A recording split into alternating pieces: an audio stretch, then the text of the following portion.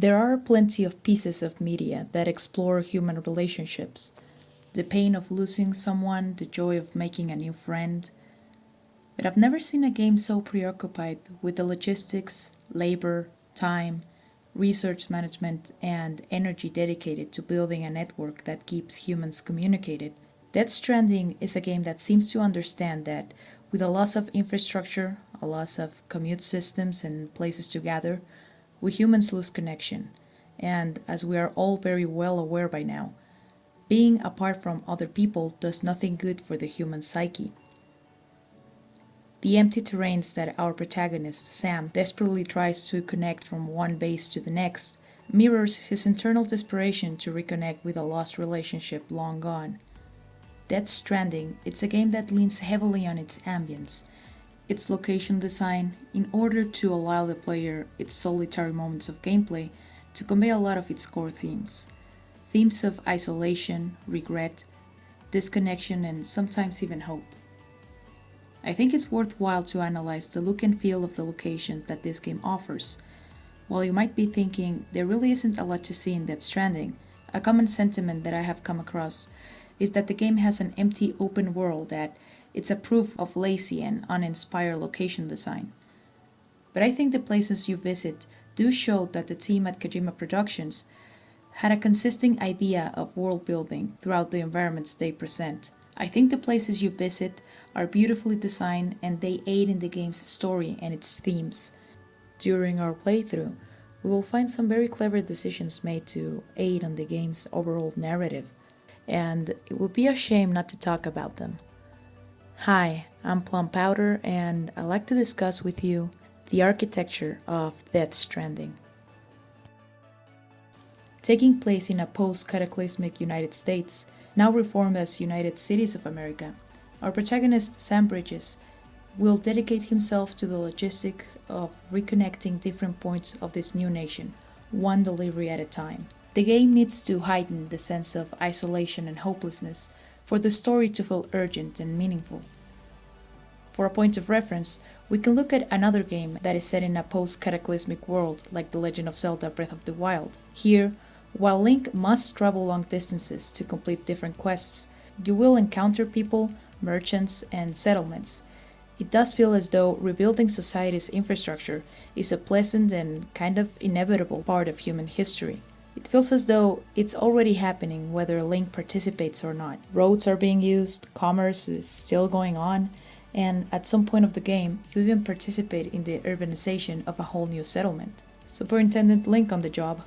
Of course, in the case of Breath of the Wild, the tone of the game is optimistic and adventurous. The focus of the game is not to make the player feel lonely or unwelcomed, it's to make him eager to explore the post-cataclysmic world, because it's fun. The aforementioned side quest of helping to build a new settlement is just that, a side quest. If Link doesn't do it, Hyrule will be just fine. Hyrule is not in peril because of a lack of commerce or communication. While that might be happening, that's not the real issue. Hyrule is in peril because there is a Lovecraftian abomination in their castle. So the focus of the game is to destroy that and enjoy the exploration of all sorts of interesting cities and places. In Death Stranding's case, the focus of the game is to rebuild a network that keeps human affairs running. With only your BB to keep you company, the game is committed to the idea that conquering distances in order to connect people with one another, it's hard, it's painful, takes time, and you might die trying. The seemingly menial task of delivering goods from one place to another becomes much more important when you consider that this nation, with limited infrastructure and ways to communicate, depends heavily on somebody making sure stuff gets from point A to point B. And in the context of this game, Sam is one of the few people that can complete this task. The world feels solitary, disjointed. Throughout the game, you see more people in hologram form than you do face to face. What distinguishes Death Stranding's post-apocalypse from Breath of the Wild's, it's how lonely and hopeless the world feels. During most of Sam's missions, you will be required to deliver packages from point A to point B, as I already mentioned. In these missions, Sam will encounter perpetually cloudy skies, foggy horizons, and scarce rays of sunlight peeking through hazy landscapes. The idea of this specific ecosystem is to keep the colors of the landscape as cool and desaturated as possible, in order to preserve the feeling of cold isolation Sam must be feeling during his missions. It can be inferred that the weather has been affected by the titular cataclysmic event that transpired before the game's storyline.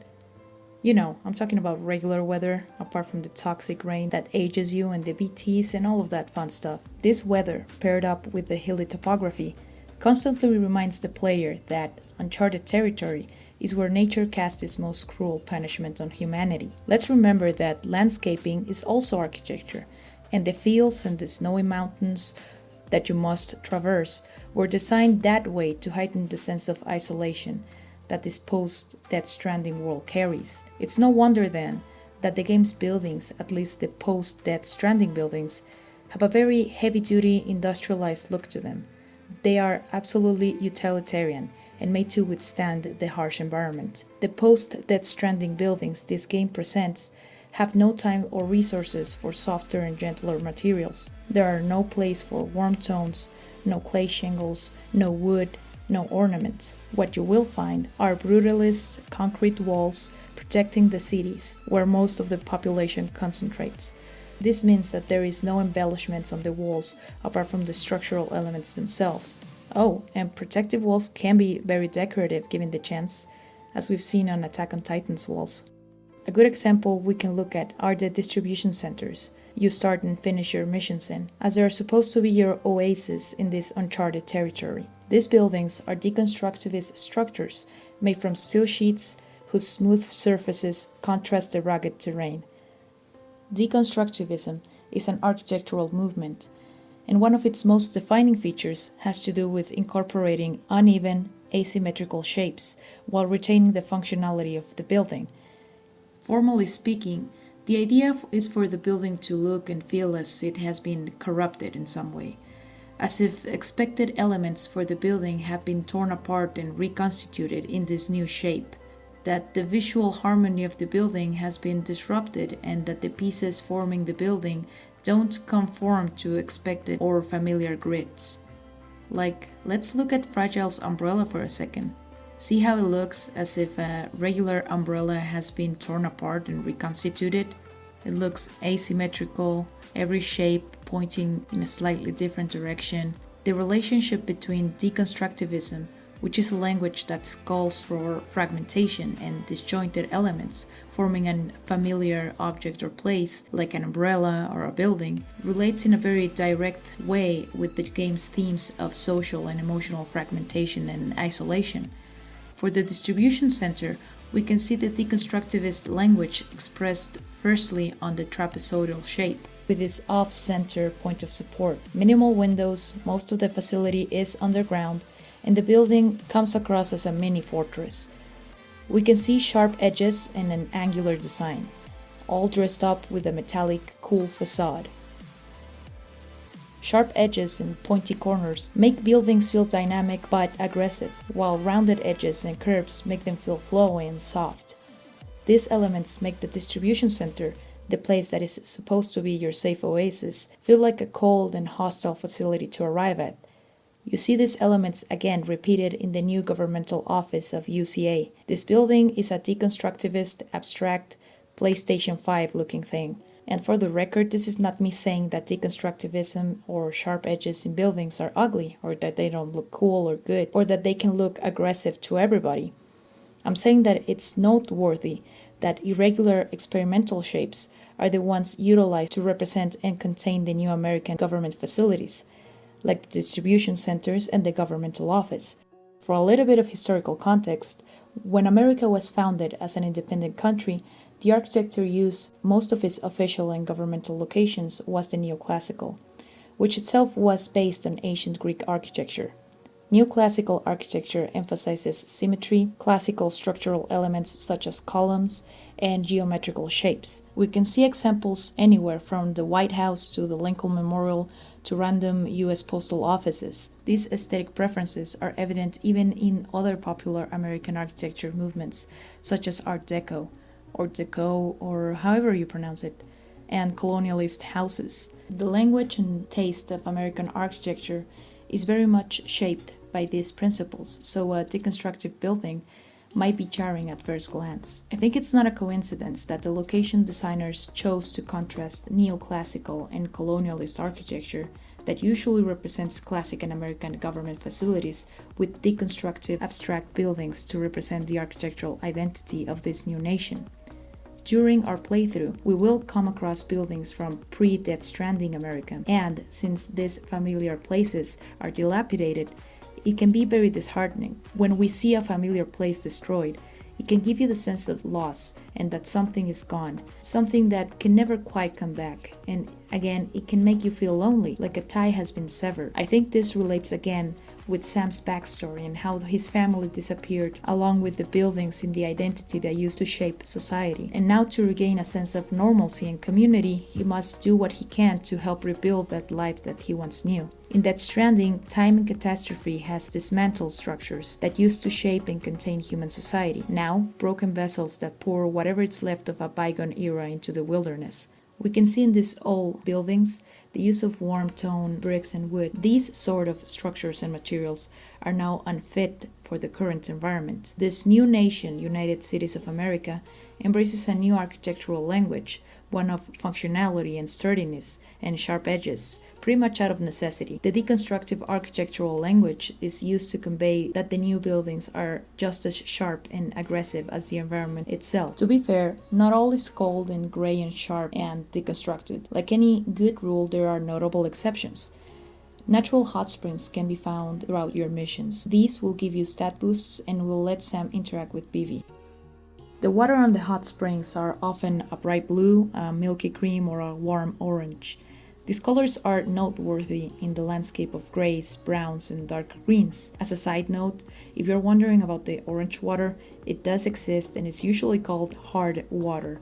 It takes that color because it carries a lot of minerals, so if you find it, don't drink it. Now, one of the most notable hot springs that you will encounter is the Heart Warming Spa over at Hartman's location. This is an almost resort-like facility that has art hanging on the walls and decorative mural and even a cool fireplace. Dark and sturdy metallic beams make the building seem very horizontal, thus giving it a leveled and calming effect visually. You can contrast this with the distribution centers to see what I'm talking about, which lines and which shapes put you more at ease. The dark, smooth metal contrasts beautifully with the roughness of the walls that seem to be made out of nice. A rock, okay? A rock. It reminds me a lot of Peter Zumthor's Thermsvals located in Switzerland. A beautiful display of modernist architecture being both elegant, relaxing, but rough at the same time. The heartwarming spa is consistent with its world and the sense of modern and minimalism, but is also charming and allows itself pleasures like art and decoration and cool LED lights. I think that a hot spring having a modern but calming architecture makes a lot of sense. Hot springs are, after all, a place for recovery, relaxation, and even a place to feel a sense of companionship and human connection. Or so I've been told by Japanese media. I have no idea, I have never been to one. I would love to though. So, we've seen past architecture gone and forgotten, unfit for this new harsh environment. We've seen current architecture, cold, utilitarian, and sharp, for the most part. But what about the future? Well, as you progress in the game, you will upgrade your gear, but also you will upgrade the environment, thus creating infrastructure. You start building ladders that conquer previously untouched hills, you install zip lines and swift across rivers, and you pave waves through virgin valleys. While most of the infrastructure follows a kind of generic industrial hard look, I do want to mention the bridges, as these structures seem to hit an appropriate middle ground between the concepts of cold industrial aesthetic and sturdy and safe symmetry. You might even say that they connect the two concepts. I think that the industrial design of the bridge communicates both modernity and security, that both things can coexist, that moving forward and building a nation or a connection to another person, maybe it won't be the same as something you once had, maybe it will be hard, maybe it can be a new path, but it can be a good path. And by crossing the bridge somebody else left, you might get to a place where you can build a bridge for someone else who needs it later. The places you visit and the logistical feats Sam must accomplish are a representation of Death Stranding's main concerns. It is interesting that Death Stranding envisions a new nation trying to rebuild itself by bypassing the concept of states and embracing the concept of cities loosely connecting to each other. The inevitable trend for industrialized countries is for the population to live in small communities in favor of densely populated areas. And even though we find ourselves in cities full of people, we also feel more isolated than ever. To me, the harsh environment, the solitude, the loss, the new strictly functional and kind of sterile new environments make Sam's missions to connect both literally and emotionally all the more urgent and all the more important. Well, that was my first ever video. Thank you so much for watching. Please do leave me your feedback because, as you can tell, I really need it. Please be gentle, it's my first time. Let me know of other games or movies or whatever piece of media that you think has interesting architecture that we can talk about. I think that's all. Thank you again and see ya!